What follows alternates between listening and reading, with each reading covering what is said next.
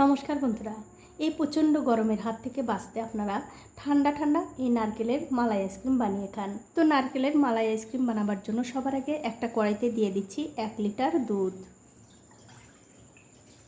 এবারে গ্যাসের ফ্লেমটা অন করে দিয়ে এই দুধটা আমি খুব ভালো করে জাল দিয়ে নেব। তো এই দেখুন, দুধ কিন্তু আমি খুব ভালো করে জাল দিয়ে নিয়েছি। দেখতেই পাচ্ছেন দুধটা কিন্তু জাল হয়ে একটুখানি শুকিয়েও গেছে, মানে একটু ঘনও হয়ে গেছে। এখন আমি মিষ্টির জন্য এর মধ্যে দিয়ে দিচ্ছি চিনি, সাথে দিয়ে দেব 3টে সাদা এলাচ আর 2 চামচ গুঁড়ো দুধ। এবারে সব কিছু মিশিয়ে এই দুধটা আমি আবারও খুব ভালো করে জাল দিয়ে নেব। তো এই দেখুন, চিনি দিয়ে কিন্তু আমি এই দুধটা খুব ভালো করে জাল দিয়ে নিয়েছি। দেখতেই পাচ্ছেন দুধ কিন্তু অনেকটা ঘন হয়ে গেছে, এর চেয়ে আর বেশি ঘন করার দরকার নেই। এখন দেখতে পাচ্ছেন একটা বাটিতে আমি 1 চামচ কর্নফ্লাওয়ার নিয়েছি। এখন এই কর্নফ্লাওয়ারের মধ্যে দিয়ে দেব সামান্য একটু ঠান্ডা জল। তারপর খুব ভালো করে জলের সঙ্গে এই কর্নফ্লাওয়ারটা গুলিয়ে নিয়ে এই দুধের মধ্যে আমি দিয়ে দেব। এতে করে কি হবে, এই দুধটা আরও একটু ঘন হবে, তার জন্য আইসক্রিমগুলো দেখতেও ভালো লাগবে, আবার খেতেও ভালো লাগবে। এখন আমি কর্নফ্লাওয়ার দিয়ে এই দুধটা আরও কিছুক্ষণ জাল দিয়ে নেব। তো এই দেখুন, কর্নফ্লাওয়ার দিয়ে এই দুধ কিন্তু আমি আরও 2 মিনিট সময় ধরে খুব ভালো করে জাল দিয়ে নিয়েছি। দেখতেই পাচ্ছেন দুধটা কিন্তু অনেকটা ঘন হয়ে গেছে। এখন আমি এর মধ্যে দিয়ে দিচ্ছি একটা নারকেলের অর্ধেকটা পরিমাণ আমি কুড়িয়ে দিয়ে দিলাম। এবারে এই নারকেলের সাথে এই দুধটা আরও 1 মিনিট মতো আমি জাল দিয়ে নেব। তো এই দেখুন, নারকেল দিয়ে এই দুধ কিন্তু আমি আরও 1 মিনিট মতো খুব ভালো করে জাল দিয়ে নিয়েছি। এখন আমি গ্যাসের ফ্লেমটা বন্ধ করে দিয়ে এই দুধটা একটুখানি ঠান্ডা করে নেব। তো এই দেখুন, দুধ কিন্তু আমি ভালো করে ঠান্ডা করে নিয়েছি। তো এখন আমি আইসক্রিমগুলো বানিয়ে নেব। তার জন্য দেখতে পাচ্ছেন অন টাইম যে চায়ের কাপগুলো হয় সেই কাপগুলো আমি নিয়েছি।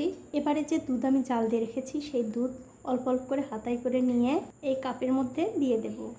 আমি এখানে চায়ের কাপে এই আইসক্রিমগুলো বানাচ্ছি। আপনারা চাইলে কিন্তু যে কোনো কাপে কিংবা বাটিতে এই আইসক্রিমগুলো বানাতে পারেন, কোনো অসুবিধা নেই। তো এই যে দেখুন, সবগুলো কাপের মধ্যে কিন্তু আমি দুধ দিয়েছি। এবারে এই দুধের ওপরে একটুখানি আমি নারকেল দিয়ে দিচ্ছি, কাঁচা নারকেল। এতে করে কি হবে, কাঁচা নারকেলের যে একটা খুব সুন্দর গন্ধ আছে, আইসক্রিম খাওয়ার সময় এই গন্ধটা পাওয়া যাবে, খেতে ভালো লাগবে। আপনারা কিন্তু বাড়িতে অবশ্যই একবার হলেও এইভাবে আইসক্রিম বানিয়ে খেয়ে আমাকে কমেন্ট করে জানাতে ভুলবেন না আপনাদের কেমন লাগলো। তো এই দেখুন, সবগুলোর মধ্যেই কিন্তু আমি নারকেল দিয়ে দিয়েছি। এবারে এই কাপগুলো র্যাপিং পেপার দিয়ে খুব ভালো করে এরকম করে ঢেকে দিতে হবে। দেখুন, ঠিক এরকম করে সবগুলো কাপ কিন্তু ঢাকতে হবে। তো এই যে সবগুলো কাপ কিন্তু আমি খুব সুন্দর করে ঢেকে দিয়েছি। এবারে এই কাপের উপরে একটুখানি একটা ছুরি দিয়ে কেটে দিচ্ছি। এখন এই কাপের মধ্যে আমি আইসক্রিমের কাঠিগুলো দিয়ে দেব।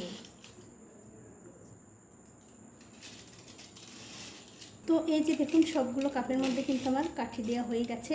এবার এই কাপগুলো ধরে সারা রাত ডিপ ফ্রিজে রেখে দেবো। তো এই দেখুন, সারা রাত আইসক্রিমগুলো ডিপ ফ্রিজে রাখার পর আমি বের করে নিয়েছি। এখন আপনাদের দেখিয়েও দিচ্ছি আইসক্রিমগুলো কত সুন্দরভাবে জমেছে। এই আইসক্রিমগুলো দেখতেও যেমন সুন্দর হয়, খেতেও কিন্তু তেমনই সুস্বাদু হয়। তো আইসক্রিমগুলো আমি এখন কাপের মধ্যে থেকে বের করে নিচ্ছি। আপনারা কিন্তু অবশ্যই একবার হলেও এভাবে আইসক্রিম বানিয়ে খেয়ে আমাকে কমেন্ট করে জানাতে ভুলবেন না আপনাদের কেমন লাগলো। তো বন্ধুরা, আজ এই পর্যন্তই। দেখা হবে অন্য কোনো নতুন ভিডিও নিয়ে।